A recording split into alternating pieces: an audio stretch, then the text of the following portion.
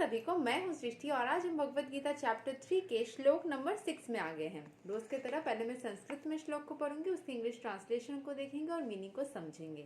तो चलिए शुरू करते हैं। कर्मेन्द्रियाणि संयम्याय अस्ते मनसा स्मरन् इन्द्रियर्थन् विमूढात्मा मिथ्याचरः स Ujatye. One who restrains the senses of action but whose mind dwells on sense objects certainly deludes himself and is called a pretender. One who restrains, जो दूर रखता है, the senses of action, कोई भी काम करने से खुद को दूर रखना चाहता है, but whose mind dwells on sense objects, लेकिन उसका माइंड चीजों के ऊपर चलता रहता है, करने से डरता है लेकिन चलता रहता है। Deludes himself and is called a pretender, मतलब वो करना चाहता है, करने की भावना में आता है लेकिन करता नहीं है। ऐसा प्रिटेंड करता है कि वो करने वाला है या फिर करेगा लेकिन करता नहीं है। यहाँ पे मीनिंग समझ लेते हैं। There are many pretenders who refuse to work in Krishna consciousness but make a show of meditation while actually dwelling within the mind upon sense enjoyment. मतलब दिमाग में कुछ और थॉट्स चला रहा है, बोल रहा है कि मैं कृष्ण भगवान के बारे में सोच रही हूँ या रहा हूँ, या फिर मैं ईश्वर की भावना में हूँ, लेकिन वो आंखें बंद करके कुछ अपने ही सोच में मतलब मत रहता है।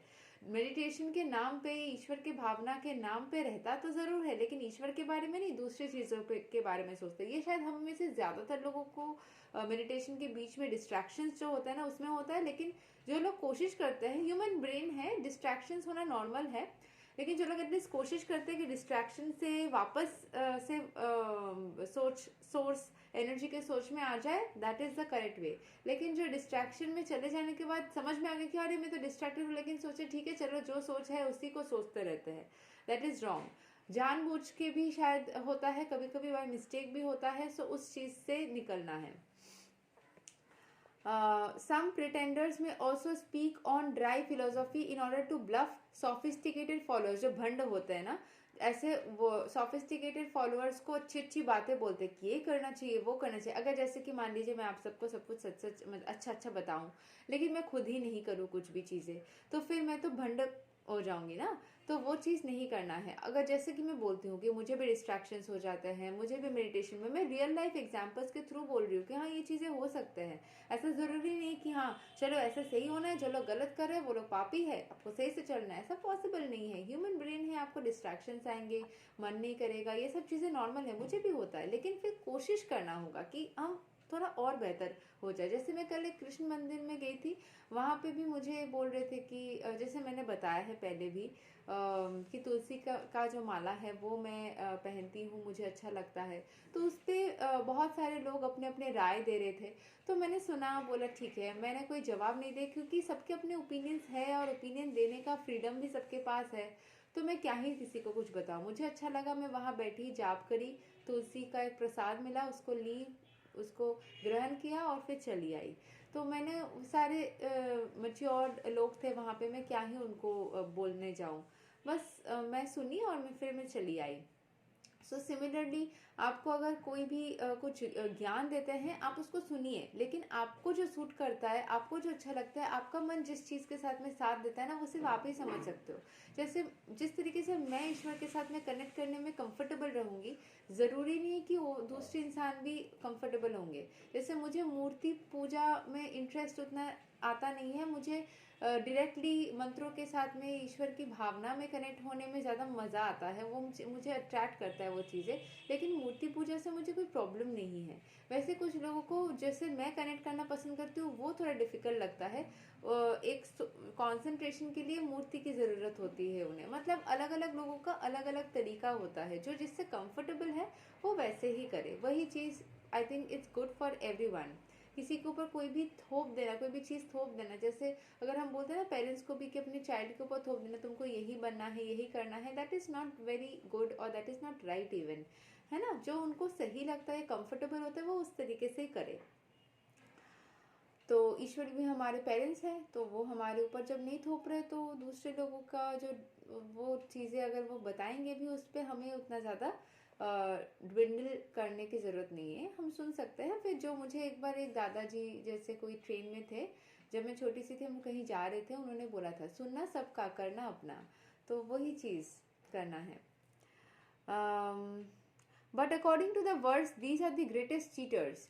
For sense enjoyment, one can act in any capacity of the social order, but if one follows the rules and regulations of his particular status, he can make gradual progress in purifying his existence. मतलब जैसा जैसा बोला जा रहा है, rules regulations आप अपने capacity के अनुसार करो, लेकिन आप थोड़ा थोड़ा भी करोगे ना, उससे भी आप सही रास्ते ही आगे चल पाओगे.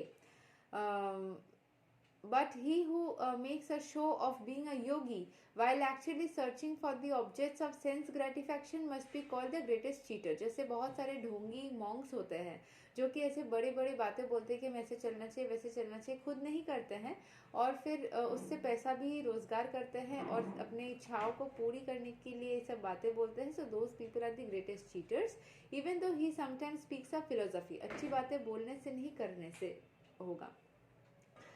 His knowledge has no value because the effects of such a sinful man's knowledge are taken away by the illusionary energy of the Lord.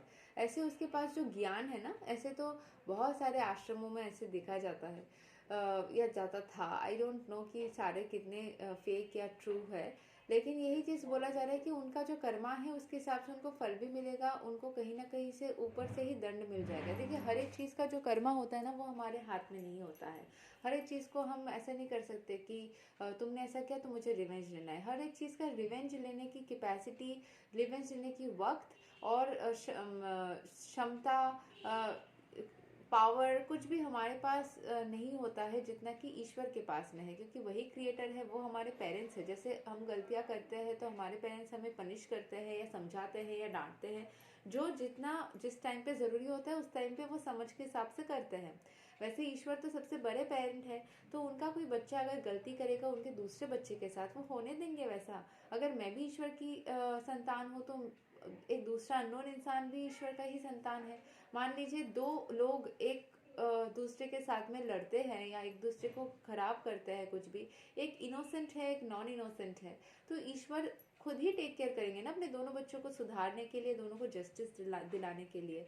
तो हमें आपस में लड़के जस्टिस एक दूसरे को दिलाना या अपने आप को सेटिस्फाई करने से भी ज़्यादा ज़रूरी है कि हम खुद सही रास्ते चलते रहे. हमारे साथ बुरा होना होगा तो उसके पहले ईश्वर बचा देंगे.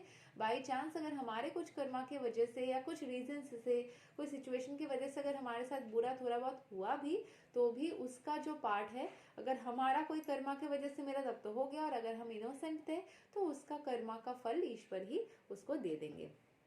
ऐसे बहुत सारे एग्जाम, मतलब मेरे पास जब मैंने अपने नंबर दिया था क्वेरी पूछने के लिए, तो केसेस आए थे जहाँ पे लोग परेशान थे कि किसी इंसान ने उनको धोखा दिया है या किसी ने उनको दर्द दिया है, या किसी भी रीज़न से वो परेशान थे, तो वो रिवेंज लेना अगर चाहते थे. तो मैंने वही चीज़ बताया कि रिवेंज लेना एक wastage of time, energy and efforts होता है.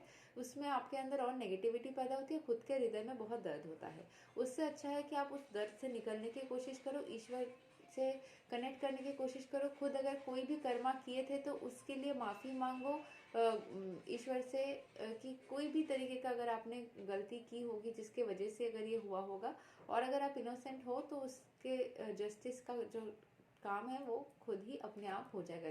ये जो हिसाब निकास है ना, वो हम कैलकुलेशंस में अगर कहीं पे गलती करें भी, लेकिन ये यूनिवर्सल प्रोसेस में ना सारे कैलकुलेशंस हमेशा नाप तोल के करेक्ट तरीके से बैलेंस आउट हो जाते हैं. कोई भी कहीं पे भी किसी का कर्ज नहीं रहता, कोई भी किसी से ज़्यादा नहीं ले सकता, सारी चीज़ें बैलेंस आउट हो जाते हैं. वक्त के हिसाब से होता है, ज़्यादा वक्त लगता है तो सूद समेत होता है, या जिस तरीके से भी यूनिवर्स का रूल है उस तरीके से हो जाता है. Such a pretender's mind is always impure, and therefore his show of yogic meditation has no value whatsoever. तो जो ऐसे पाप कार्य करते हैं, लोगों को बुद्धू बनाने के काम करते हैं, खुद प्रिटेंड करते हैं कि खुद योगी है लेकिन नहीं है, उनके कर्म के हिसाब से उनको फल मिल जाता है. हमें सचेत रहना है, और इसीलिए मैं हमेशा बोलती हूँ कि किसी भी इंसान के थ्रू या किसी भी इंसान के पास जाके अपने प्रॉब्लम्स को रिजॉल्व करने से अच्छा है आप खुद ही मेडिटेट करके खुद वो सोर्स एनर्जी के पास से रिजॉल्व करने की कोशिश करो। उससे धोखे खाने के चांसेस बहुत मतलब ज़ीरो हो जाते हैं, क्योंकि आप खुद ही खुद के प्रॉब्लम को ईश्वर के वो सोर्स एनर्जी के, क्रिएटर एनर्जी के हेल्प से रिजॉल्व कर रहे हो, तो धोखे खाने के चांसेस ज़ीरो हो जाते हैं। एंड आपको टाइम वेस्ट, क्योंकि धोखा खाना एंड ऑल दोज प्रोसेसेस में जब हीलिंग करना पड़ता है, creates a lot of wastage of time, energy, efforts. फिर आप इरिटेटेड भी होते हो, अपने दूसरे काम पे इफेक्ट पड़ता है, तो वो सब क्यों करना। जितना हो सके खुद को उस सोर्स एनर्जी से कनेक्ट करो, आपके साथ सिर्फ अच्छा ही होना है, अच्छा ही होगा। एंड ये मान लो कि आपके साथ अच्छा ही हो रहा है, ईश्वर हमेशा आपको प्रोटेक्ट करके ही रखते हैं, रखे हैं एंड आगे भी रखते रहेंगे। यही तक था श्लोक नंबर 6। अगले वीडियो में श्लोक 7 को कवर करेंगे। तब तक के लिए हरे कृष्णा।